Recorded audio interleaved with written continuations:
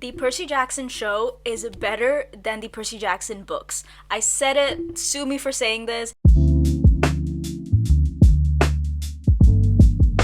Hey guys, welcome back to my channel. Today I'm going to be comparing season 2 of Percy Jackson and the Olympians to the Sea of Monsters book, and I'm going to be explaining why I think that the show is way better than the books so far. So I'm going to be comparing these two in terms of character relationships, character dynamics, plot lines, and plot twists as well. So let's get into it. So starting off, I want to start with Tyson and Annabeth's relationship in the show. In the show, the main thing I noticed while I was watching season 2 is that Tyson and Annabeth's beef between them is toned down, meaning that the beef between Tyson and Annabeth is not as obvious as how it is in the books. There is still like the clear establishment of the fact that, Annabeth doesn't like Cyclopses and she doesn't like Tyson, but it's not as dominant and obvious as how it is explained in the book. In the show, there is still a clear distaste of Annabeth towards Tyson, and that is shown, for example, in season 2, episode 1, when Annabeth gets out of the Grey Sisters taxi. The first thing that she does is she points her dagger at Tyson's throat, and it shows that, Annabeth doesn't like Cyclopses. So for non-book readers, they know that, Annabeth and Tyson, at least Annabeth doesn't like Tyson, but Tyson is so innocent and so clueless that he doesn't know that yet. So I like that they toned that down a bit, and after they toned that down in the show, they focused more on the prophecy, the great prophecy, and how that is important in season 2, and how it's also important for the further books, and also Annabeth's backstory. Since season 2, I say this a lot, season 2 is really like Annabeth's season. It's really about Luke and Thalia and Annabeth's past and how it's affecting her.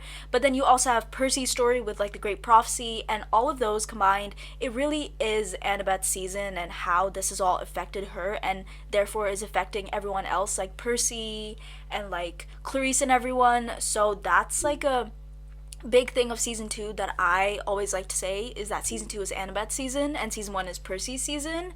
But in the show, the main thing I also noticed is that they still manage to add hints of why Annabeth doesn't like Tyson. For example, if you think about episode 3 in season 2, Annabeth is not able to look at Tyson when he's using his voice mimicking powers. I don't know what to call it exactly, but she's not able to look at him, and that again is an indication for people who haven't read the books that Annabeth doesn't like Cyclopses and she doesn't like Tyson, and that she has a clear history with Cyclopses. So I really like that the show was able to add those small hints of her distaste towards Cyclopses, but just in a more toned down way, so that they can focus on more important things like Great Prophecy and Annabeth's backstory and the flashbacks with young Luke and Thalia as well.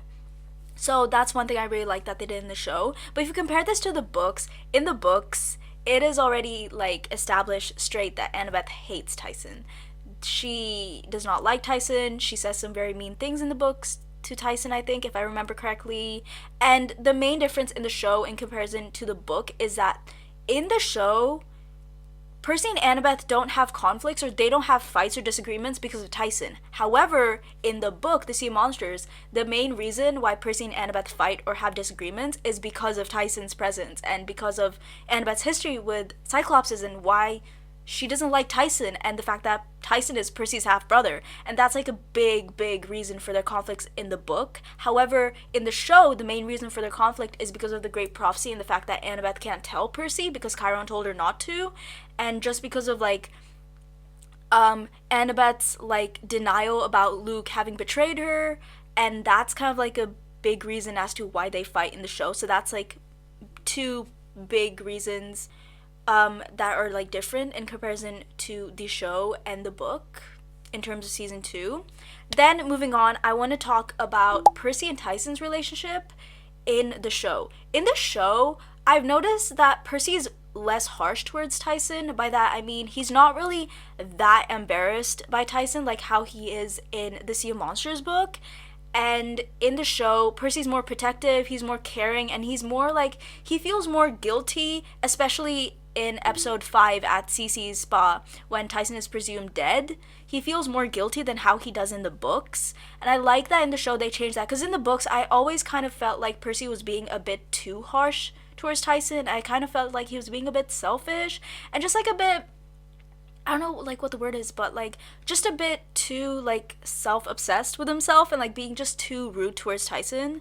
But I love how they changed that in the show and how they made a big change in the show, meaning that, Tyson was adopted by Sally and he was taken in by Sally and he went to Percy's school, and the fact that Percy and Sally already knew that he was a Cyclops, that's not the case in the books. In the books, it's like discovered later on in the book that Tyson is a Cyclops, and in the books, Sally doesn't take him in either. In the book, she just notices that Tyson is on the street and gets him enrolled in Percy's school, but she never like takes him in and takes Tyson in to live with her and Percy, which I always thought was really odd because I was like, Sally is way more caring than that. So I love that they changed that in the show and made it, that Sally took Tyson in because she's like a very caring person and she's a diva. She's a queen. But that's like a big difference in the show. In the books, Percy hates Tyson. Let's just say the first few chapters when Tyson is with Percy and Annabeth and when Tyson is at Meriwether Prep with Percy, he hates him. He does not like Tyson. He's just like saying like really bad things towards Tyson, and it's like very, very obvious that Percy's kind of like embarrassed and like also jealous because of Tyson, especially when Tyson gets claimed as a son of Poseidon when they reach camp. So that's like a big thing that I noticed in the show in comparison to the Sea of Monsters book. And yeah, then moving on, I want to talk about show Clarice and book Clarice. And this is in terms of like character development and like character design, I guess. I'm just gonna say this. I hated book Clarice. I hated Sea of Monsters Clarice. I thought that Clarice in the Sea of Monsters book was so selfish, self-obsessed, really like unthoughtful. Like she didn't think about what she was doing. She didn't think twice about her actions. Very, very stubborn and just like very heartless in that way. In the show, though, I love how they took Clarice's character and just made a complete 360 in comparison to the Sea of Monsters book. In the show, Clarice has so much more humanity to her, and she has so much more of a heart, meaning that, you can actually see and understand why she acts the way she does. Her history with Ares is explained incredibly well. You can clearly see the trauma that she has faced because of Ares, and that's why she acts so stoic and so like stubborn, but also like so like she has to so like prideful, and she needs pride and she needs to make Ares happy and she can't let Ares down. Like you understand why she does the things that she does in the show, and that's not really explained in the book. So I love that they changed that with Clarice's character. I also love how in the show they've made her more vulnerable. I think what they did, and Dior has also mentioned this in many interviews, is that they took the vulnerability that Clarice shows in book 4, Battle of the Labyrinth, and brought a bit of that in book 2 so that people can actually sympathize with her since she is a main character in season 2. And I love that they did that because that made me love Clarice even more, or just like that just made me love the character of Clarice and really understand where she's coming from and why she does the things that she does, and really like sympathize with her because I could not find any sympathy towards Clarice until book 4, Battle of Labyrinth, and that's kind of like a big disadvantage, especially if the character is a main character in the second season. So I love that they changed that. But I also love how in the show Clarice is also just like more kind of like she still has that pride, but she has like she's able to form like connections with other characters like Percy and Annabeth, also Grover and Tyson at some point, and that doesn't really happen in the Sea of Monsters book. So I love that they also changed that about Clarice. Moving on, I want to talk about Cersei the Sorceress. I love the change that they did with Cersei in the show in comparison to the Sea of Monsters book. In the show, they've made Cersei more of a humanized villain, or like a humanized character. And they've done that with Medusa as well in season 1. They gave Medusa a backstory, a reason as to why she turns people to stone and why she's so like vengeful and so spiteful towards the gods. And they made me feel sad for Medusa. And I could not feel any like sadness or any like sympathy or like empathy towards characters like Medusa or like Echidna or something in the Lightning Thief book, but they managed to switch that around and change it in the show for season 1. I really like that, and I love how they took the same approach for Cersei the Sorceress in season 2. In the show, they made her more humanized, as I said, but they also gave her a backstory, meaning that, she was stranded on the island, and all of these, like, sailors came, Blackbeard's ship, they came, and they kept on coming, and she kept on taking care of them, and then they kept on leaving. They also gave her a fatal flaw in the show, which I thought was really smart, because they didn't do that in the books. In the books, Cersei is just, like, straight up, like, evil.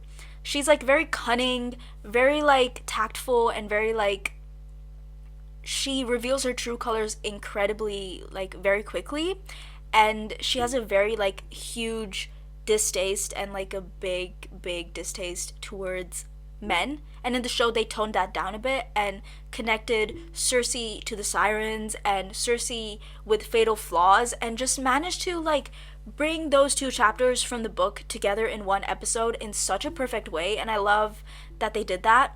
And they also made Cersei kind of funny in the show. Like, she had, like, humor. For example, the joke that she says in season 5, she's like, "Sigh, I take it you're Homer fans." That's funny. Like, I like how they added that humor, that, like, Percy Jackson humor in the show, and, like, for Cersei's character, so I love that they did that.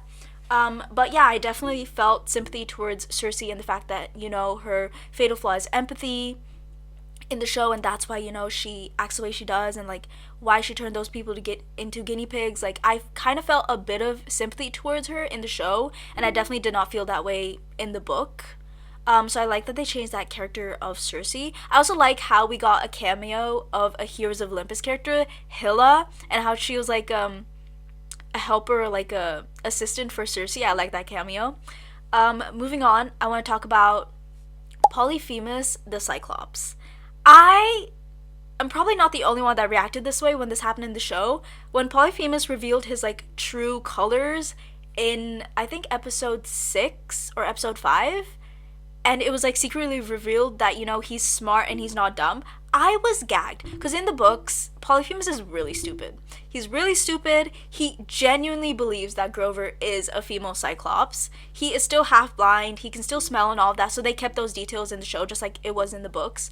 But in the book, he's very stupid. As I said, he thinks that Grover is a female Cyclops, and he wears a baby blue tuxedo, which I am so glad that they did not add in the show, because that is just not serious. And considering that, season 2 is just hiring the stakes for the series in general, it just would be so odd to have a Cyclops that's so dangerous, but dressed in a baby blue tuxedo. Like, it just wouldn't make sense, so I love that they changed that and gave him, like, a dark, like, cape and cloak costuming that makes him, like, intimidating and scary, and, like, makes the tone of the show feel more darker, and, like, the stakes are higher. So I like that they did that for the character of Polyphemus. They also made Polyphemus in the show incredibly, like, cunning and tactful. By that, I mean, like, in the show, Polyphemus knew all along that Grover was not a female Cyclops. He knew about the empathy link between Percy and Grover, which, hey, I was not expecting that. He also knew about the fact that Grover has dreams and all of that, and that Percy and Annabeth are coming to get Grover, and he also managed to trick, like, Percy, Annabeth, and Luke as well, which is a big plot twist in episode 6, that, with the Golden Fleece. A fake Golden Fleece, which, hey, did not happen in the book. So I was gagged by, like, those entire changes, and I think it was such a good change for the character of Polyphemus, and just to, like, make the story more complex. So yeah, I really like that change for Polyphemus in the show. And yeah, honestly, I love all the changes that they've made in the show so far in terms of characters, as I mentioned. But now I want to talk about why I think that the show is better in terms of the characters, but also in terms of dialogue and plot lines, and, like, plot twists. Season 2 did a fantastic job of setting up season 3, but also seasons 4 and 5. Even though seasons 4 and 5 are not greenlit yet officially by Disney, the show managed to add dialogues that are incredibly good at foreshadowing events that happen in Battle of Labyrinth and Last Olympian, but especially Titan's Curse, which is season 3 that comes out this year. For example, like, if you think about a line from season 2, Annabeth has a line in season 4, episode... Not season 4, season 2, episode 4, guys, I'm sorry. Season 2, episode 4, where she's, like doubling down for a cheap piece of plastic for someone you barely know. And if you think about the cheap piece of plastic in general, you can relate it to chapter 13 in the Titan's Curse when Bianca doubles down for that Mythomagic Hades figurine for Nico because it's the only one missing in his collection, just to make Nico happy. And that is ultimately what leads to her demise. Like, that is like mastermind. Like, that is insane. And I love how they were able to connect that with the bracelet that Annabeth has in season 2. And then it's foreshadowing what happens to Bianca and what leads to her demise and like her death in season 3. With just like a bit of dialogue. Like, that is really smart of the writer's room. And they were genuinely cooking in that writer's room. That's just all I have to say. But I also love how this season in general sets up the theme of demigod choices and human choices, because that is incredibly essential for season 4, especially with the entrance or like the debut of the character Rachel Elizabeth Dare. I can give a description of Rachel Elizabeth Dare. It's not a spoiler for people who haven't read the books, but Rachel is immortal, and she is someone that is in like a love triangle with Percy and Annabeth. And the whole like thing of demigod choices and human choices is going to be so important when Rachel is in the picture, because she's immortal, she's a human, and so certain choices that Percy will make are going to relate to her and like Annabeth and all of that. And I also love how in season 2 episode 2, after Percy and Annabeth are like having a disagreement or like fighting on near the lake, after Hermes gave Percy all the essentials, Annabeth mentions how she only knows how to be a demigod, and that is incredibly important for the dynamic between Percy and Annabeth, but also Annabeth and Rachel, because there's a clear difference of Annabeth being at camp for almost her entire life, and then you have Rachel who's immortal, who can see through the mist, and then you have Rachel making human choices, and she knows how to be a human.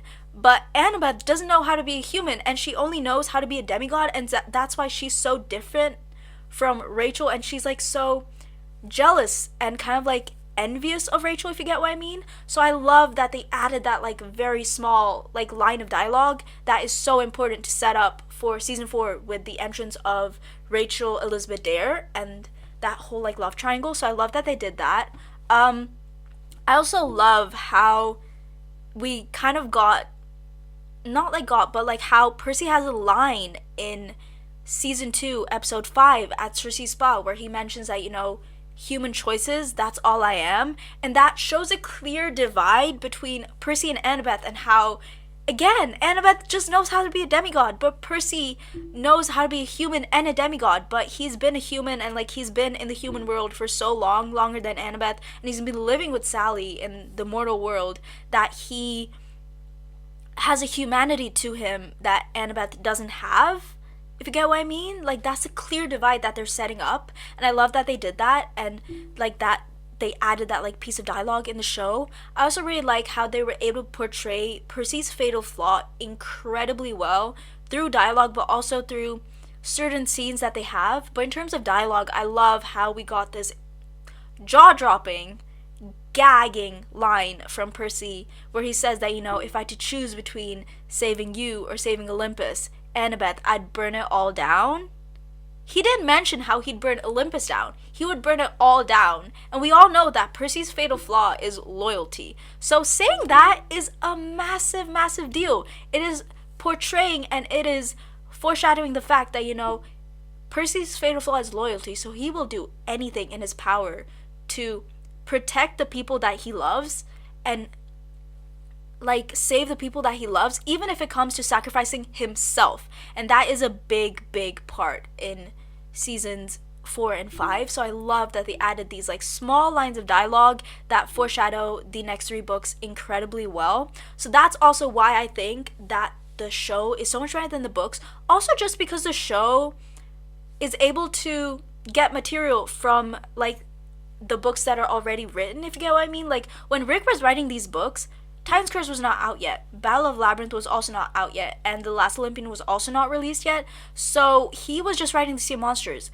And so if they were to adapt the show then, you would have to stick to that source material and just stick to the book. However, now, because the show is being adapted after all 5 books have been written, the writer's room and the writers in general just have more material to work with, not only from the second book, but also from the other 3 books, and they're able to incorporate that into the show. And that's why I love the show so much, because it does such a good job of making the characters more complex. First of all, because we get multiple POVs. We get Clarice's POV, Grover's POV, Annabeth's POV, Percy's POV, and we're not in Percy's head anymore the entire time. So we get to see everyone's like reactions to stuff, and like everyone's like feelings towards certain things happening in the show, and not only Percy, just like how it is in the books. But also like how the show just makes the storyline more complex. For instance, episode 8, the whole plot twist of why Thalia was turned into a pine tree, and the whole plot twist of it not being an act of mercy, but an act of spite, an act of danger, is mind-boggling. It's crazy, because the whole plot twist of Zeus turning Thalia into a pine tree against her own will, only because she refused to be a weapon in the Great Prophecy, is...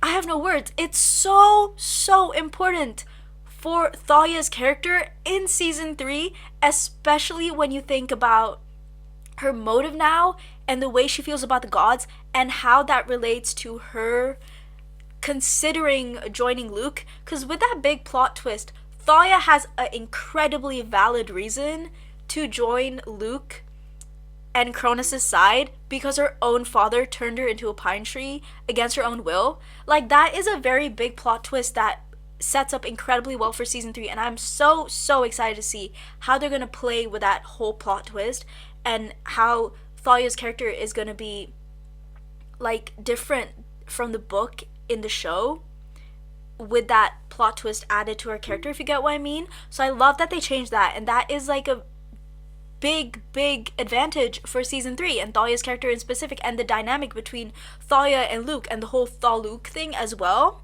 So I love that they did that in the show, and that's also one of the big reasons why I think that the show is way better than the books. Because the books, like, don't get me wrong, they're great, like, great storylines, great characters, but the show is just more, it has more depth, more complexity, and just sets up way better for the future seasons. And I think that's a big advantage for people who are only show watchers, meaning that they haven't read the books. So it's more easier for them to understand in the show stuff that happened in the books, since they haven't read the books. So I love that they like did that in the show, and that's also a big reason why I think that the show is 10 times better in compared to the books. I also love how in the show we got to see flashbacks of young Luke and Thalia. Again, huge, especially for Annabeth's backstory, and especially for Luke, and it being a reason for why he's doing what he's doing. Because like the main reason why Luke has turned against the gods is because Thalia was turned into a pine tree, and Zeus showed her no mercy, and because the gods neglected them, and the gods are not good parents, like they're deadbeats. Like, I'm not going to deny that. Luke has a very valid reason for doing what he's doing, and Thalia is one of the big reasons why he's doing what he's doing. And this whole plot twist and the whole thing happening with Thalia's character in season 2 is incredibly important for season 3, and also like for Annabeth's character as well. So I love that the show was able to show the flashbacks and show Annabeth's backstory, and how they were on the run, and how it was like to be on the run at such a young age. Because you only read it in the books, but seeing it on screen is 10 times more effective and more powerful. So I love that the show was able to show those flashbacks, and apparently we're going to get more flashbacks, I think, in season 3, which, hey, I am so excited, because I just know that there are going to be flashbacks of probably Thalia and Luke before they met Annabeth, so Thaluke while they were on the run. And I think it's going to have a lot of aspects from the Demigod Diaries, which is like, not the Demigod Diaries, the Diary of Luke Castellan, which is again a big thing for the show, and that's a big advantage that the show has. They can take source material from other books, and like the book in general can't do that. So I love that the show can do that and add more complexity and depth to the story. But anyways, those are my main reasons why I think that the show is so much better than the book, and why I think that the show is just top tier in comparison to the books so far. But let me know in the comments down below what you like better, the show or the book.